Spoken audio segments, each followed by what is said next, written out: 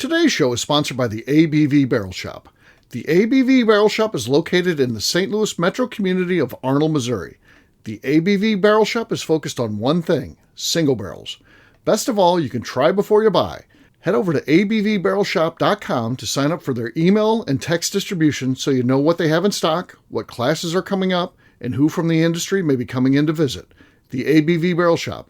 It's where single barrels live. We are also sponsored by the Bar to Go. The Bar to Go offers traveling minibars that are no bigger than a small purse or toiletry bag. Best of all, they are fully customizable so you can create the perfect piece that is unique for you. If you own your own business, what a fun and unique way to promote what you do. Check them out online at thebartogo.com. That is the number 2 in the Bar to Go. If you have wholesale questions, call my friend Isabel Clark at 504-481-1297. Finally, we are sponsored by the Neely Family Distillery. NFD is a family-owned business that keeps ringing up awards in the spirits world. Head to Sparta, Kentucky to experience the family history, award-winning spirits, and meet the Neely family. Check them out online at neelyfamilydistillery.com. Now, on to the show. Let's drink!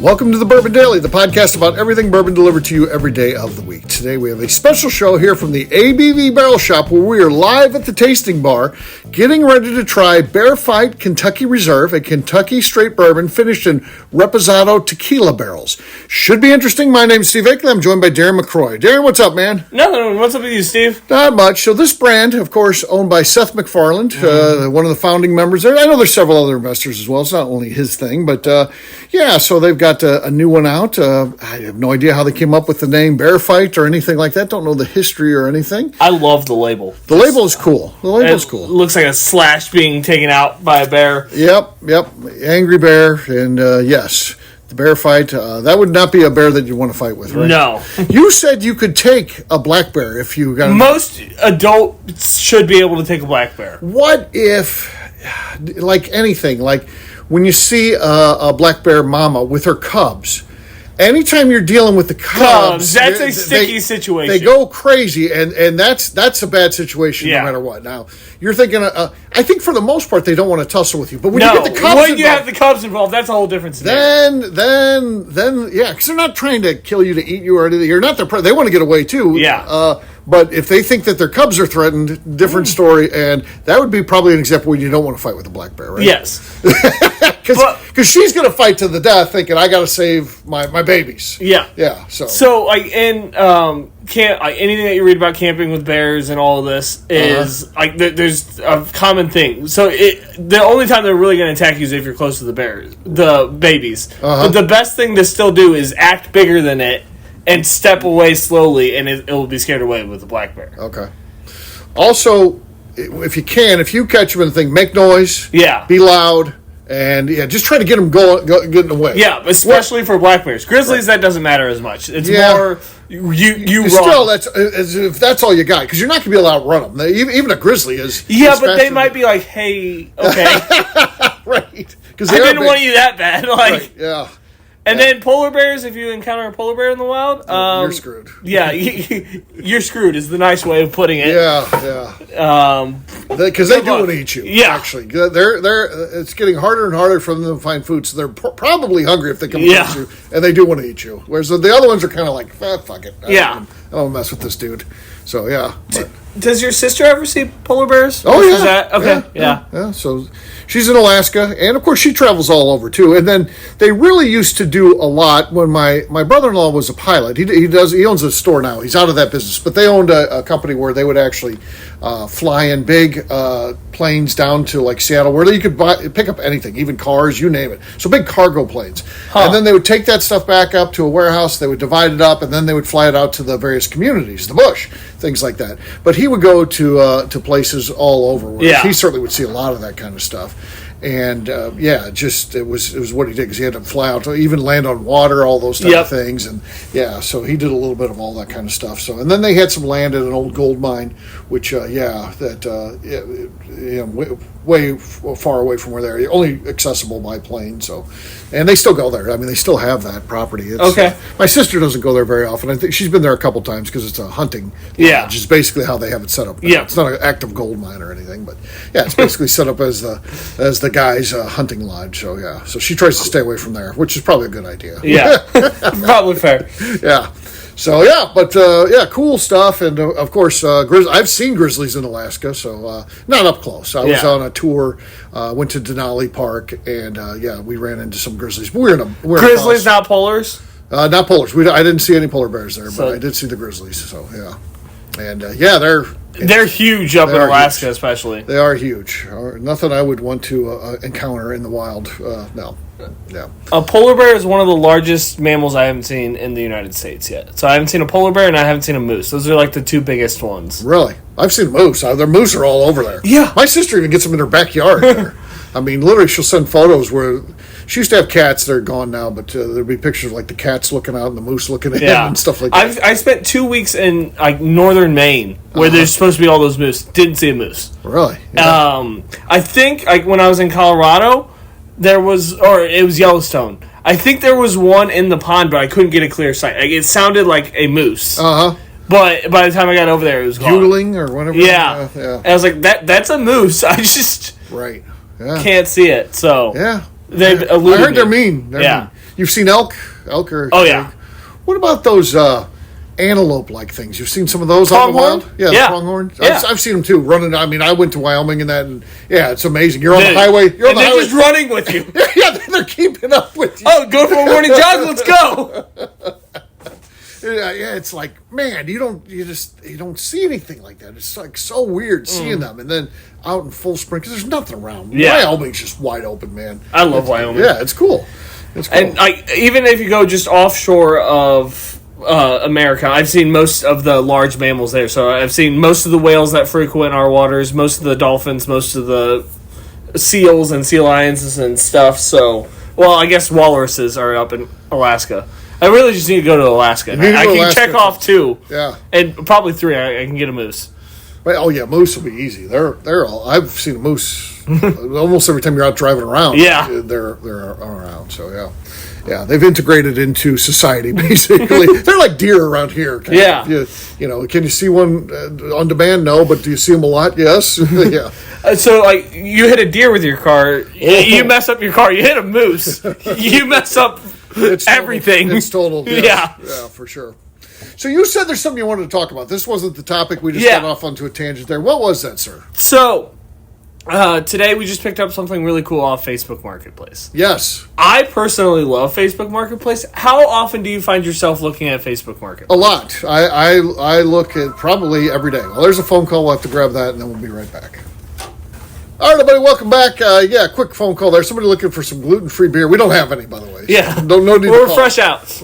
No need to call us. So, but you had asked about Facebook Marketplace. I check it every day. I'm looking for bourbon stuff. I'm looking for blow molds for the wife. I'm always looking for shelves that are like former store displays and things like that. For here, I look for that kind of stuff. I look for that for my house, too. I look for things. It's nice to have because it'll hold up to holding bottles. Yeah. I mean, there's no retailer, distillery that's going to get something that's going to crash and burn on them. So I always feel comfortable putting the bottles on there. So I love looking for signs, like just any signs of American companies or anything. I love signs and anything I can hang on a wall.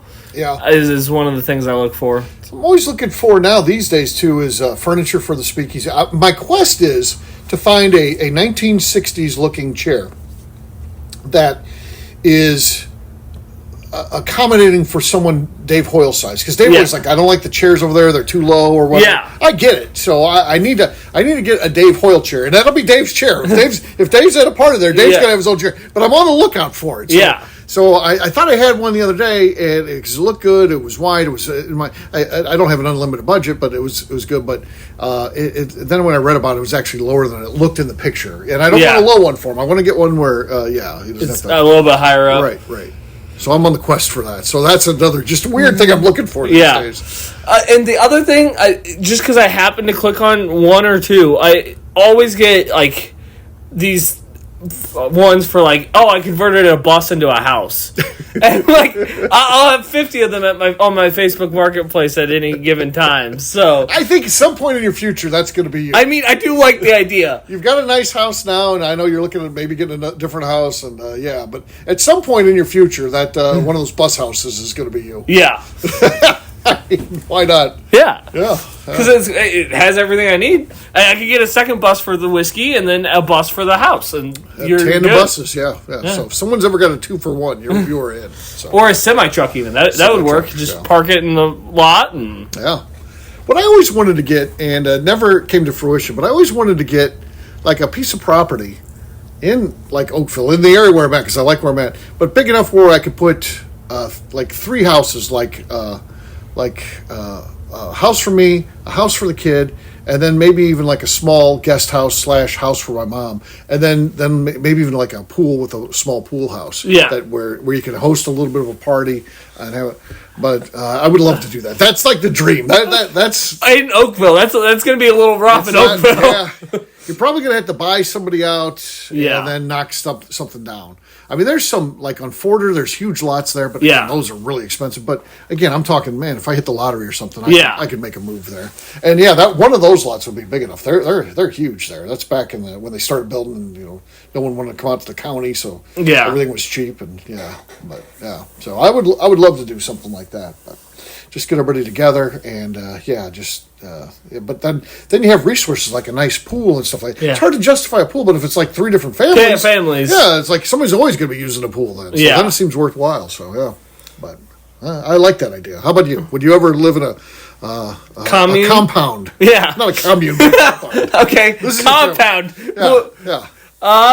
Sure. The McCrory compound.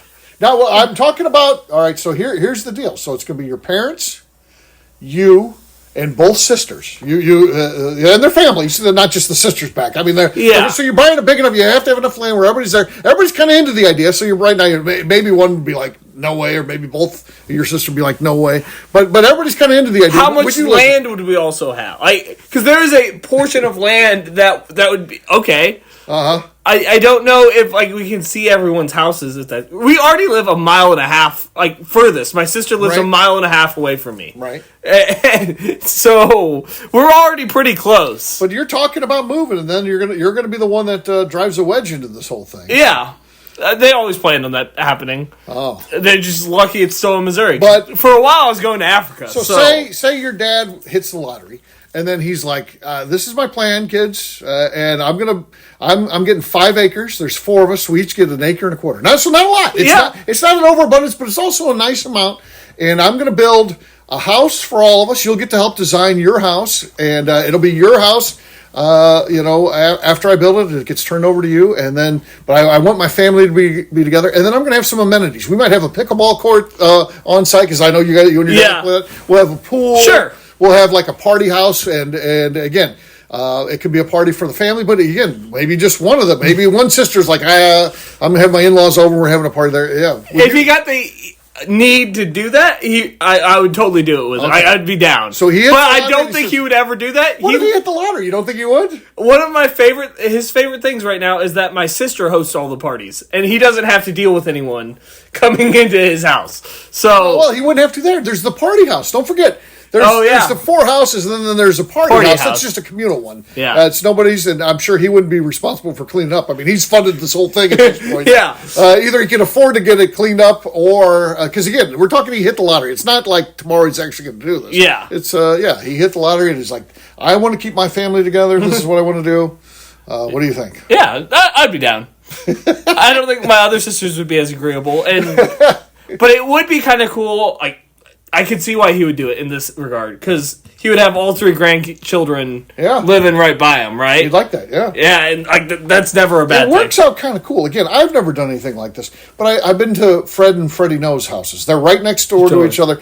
There's an open lot in between them, which they use just for the communal stuff. They have a pool. Yeah. They have a smokehouse where they actually smoke hams and stuff like that. And then they have a which is as big as some people's houses, like a party house. Okay. And it's nice, man.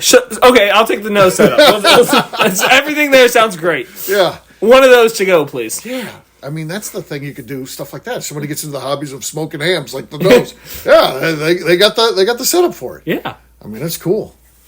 Someday I want to work my way in where I get one of them damn hams. I don't know how it's going to happen. But there's a lot of shit where I didn't know how it was going to happen, and somehow, some way it happened. Yeah. So. I know that's a goal of yours and Royce's, right? Oh, yeah. Royce wants in on that, too. We're trying. So we'll see what happens. So, all right. What we'll do next, we're going to take a quick break. And then when we come back, we're going to try this bear fight that's been finished in those tequila barrels. We'll do that in just a few. But before we go, we have a cork pop. All right. Solid. I'm glad we stayed live for that. That was good. That was good. All right. See you in a couple.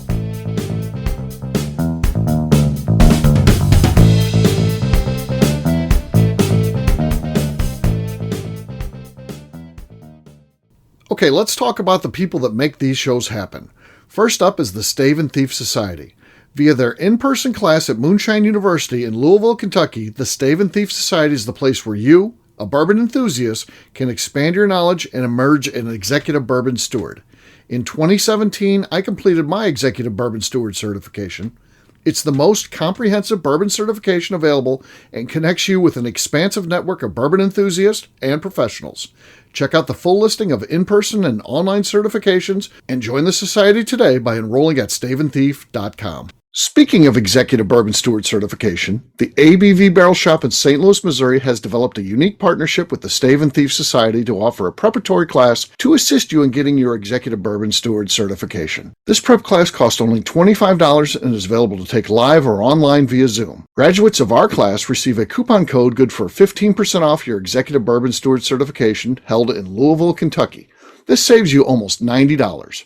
Additionally, you can collaborate with fellow attendees to split travel costs when you go to Louisville.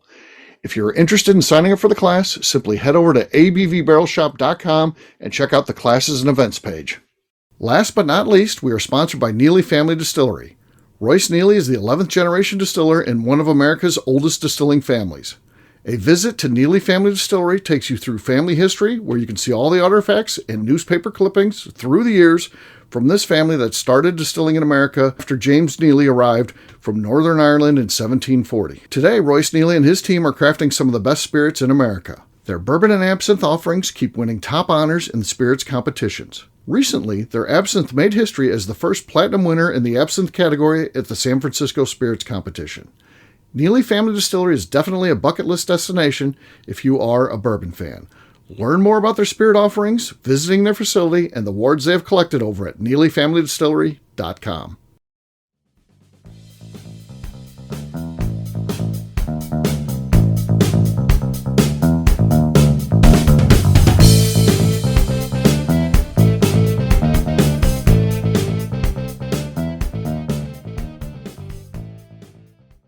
All right, I'm Neil. And I'm Melanie. Together we're the Robinsons, and you're listening to the Bourbon Daily.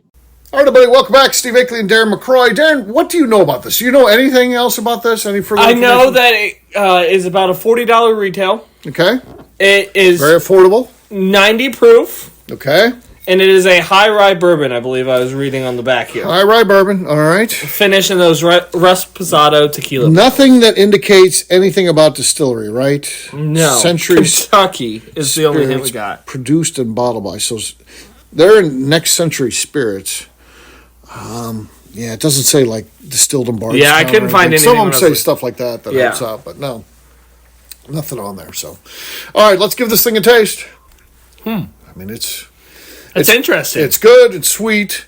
I mean, it's sippable, and I think maybe for this time of the year, particularly people are doing a lot of tequila drinks and stuff like that, but we're also whiskey fans. Maybe this has a good place. Maybe this is like a summertime, where you're taking a break without taking a break from whiskey. So yeah, this could be, even at 90 proof, I could see myself putting this in a rocks glass, throwing some crushed ice in there, and enjoying it. Yeah, just out on the porch and that type of thing. And they definitely didn't go overboard with the tequila finish. Mm-hmm. I was a little bit skeptical when I was reading about it, because I was like, I've had some people that have done a tequila finish and it just tastes like tequila. Right. This has a nice light hint of it, not overpowering at all. Just especially at the beginning of the taste, you get some of that tequila-ness, and then it goes into more classic deep bourbon notes. Yeah. The tasting notes are vanilla, caramel, toasted oak, peppery spice, and a hint of tequila and smoke. And it does finish with that smoke. Mm-hmm. Also kind of candy-ish, so I would say it's kind of sweet on the candy side. So it's good. Yeah. So it is what it is. Great summertime sipper. Like I said, barbecuing. I spent a lot of time out by the grill. Here we are. As we're recording this, it's just after the July 4th holiday, but going to spend the weekend grilling and stuff like that. Mm-hmm. And a lot of time outside watching over a grill. It's hot out there, and I'm not drinking 118, 120. Especially without rocks. Like, you need something on the rocks. So this would do great for that. This would be great. Throw it on some on the rocks, and might also be really good to season some chicken in before you smoke it or whatever. I like bourbon soaked chicken. Yeah, it's something I like. But bourbon soaked chicken is good. I agree. I try to do some of that stuff too. So I try to bring bourbon into what I'm doing. Yeah, I think that has enough flavors going on that you could really get something unique. And at that price point, you wouldn't feel bad about using it in that way. So there you go. There's another use for it. So check it out. All right, we're going to wrap this one up as we always do by talking about where people can find us. Darren, we'll start with you. Where can people find you? You can find me on Instagram at The Bourbon Adventures. All right, for me, I'm an easy guy to find. I'm at Steve Akeley at Twitter, Instagram, or Facebook. I've got a website, steveakeley.com. We've also got that company website. That thing's abvnetwork.com. Check it out. Everything that we do is out there. Previous shows, blogs, so much more. abvnetwork.com. Come by and see me. The ABV Barrel Shop, the place where you can try before you buy. At a minimum, check us out online, abvbarrelshop.com. You'll see what classes and events we've got, what we have in inventory. There's a lot of stuff out there. So please, again, check out abvbarelshop.com. All right, well, of course, get involved. Head over to whatever your service provider is where you listen to the podcast. Give them a 5-star review with comments that helps new people find the show. That's pretty darn important to us. And last but not least, patreon.com/the ABV Network, and join and get involved in that way. So that's it for today. Of course, we'll have a brand new show for you tomorrow. Looking forward to that. Until then, take care, everybody. See ya. Bye, y'all. Peace.